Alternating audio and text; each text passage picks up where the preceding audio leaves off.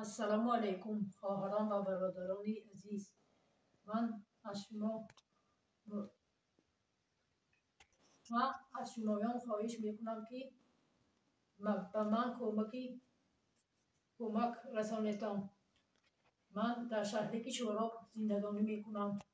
یک پسرچی بیمار دارم. من جارشین میباشم. من جای زیست ندارم. من زمستان با بی پیچکه بی کومور زمستان رو آوردم. من در زمستان بی کومور آوردم. در بریجه کار میکنم. یک روز کار میشد، یک روز نه. زمستان بی کومور آوردم و شرایطم وزمین من درش نیست اینجا.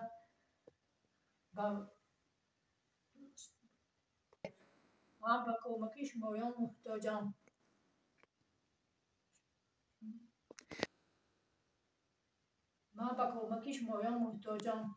یک پسری بیمار دارم. شوهرم از دنیا گذشت. جای زیست ندارم. من اجارشی می باشم. من زنی تنها می باشم. شرایطی خانم بینیتم.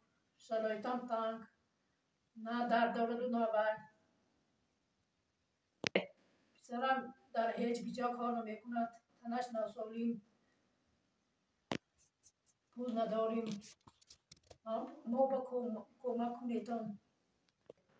کسی که از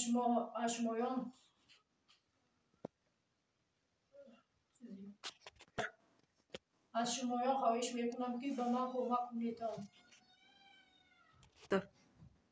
از من نگردد از خدا گردد. من شرایطم نیست.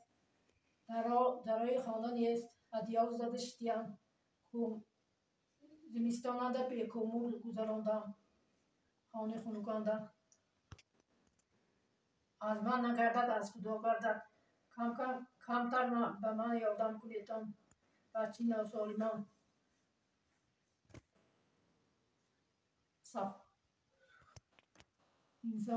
انسانهای سخاوتمند از شما خواهش میکنم که به من کمک کنیتم. مسافرهای از وطن دور ساق رفتیتان به وطن سلامت بیتان. به من کمک کنیتان. برادرو سلام علیکم. خوش آمدید به کانال من. لایک زنتون پادپیساس فراموش نکنتون. برادرو همین خوله پسرشان این ولی دستش کار نمیاد. برادرو برای همین اگر دستتون بیاد یاردم کنتون. گپای بیهودی و پست و بلند نزنین برادر جانو. این آدم در حقیقت شرایطشان وزنین. آدرسشم شوراب. نمره تلفنش اکراننده های. مواد یگان که یاردم کرد کنتون. البته تلفن کنتونو. برای همین یک دستگیری کنتم برادرها. همین آدم یک روزگای کلاننده دستگیری کنیم. ایداتون که هم ماتون تبریک برادر جانا.